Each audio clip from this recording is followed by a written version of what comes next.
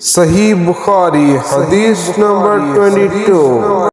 آپ صلی اللہ علیہ وسلم نے فرمایا، جب جنتی جنت میں اور دوزخی دوزخ میں داخل ہو جائیں گے، اللہ پاک فرمائے گا جس کے دل میں رائی کے دانے برابر بھی ایمان ہو اس کو بھی دوزخ سے نکال لو۔ تب ایسے لوگ دوزخ سے نکال لیے جائیں گے اور وہ جل کر کوئلے کی طرح سیاہ ہو چکے ہوں گے، زندگی کی نہر میں یا بارش کے پانی میں ڈالے جائیں گے۔ راوی کو شک ہو گیا کہ راوی نے کون سا لفظ استعمال کیا ہے۔ اس وقت وہ دانے کی طرح اگ آئیں گے جس طرح ندی کے کنارے دانے اگ آتے ہیں۔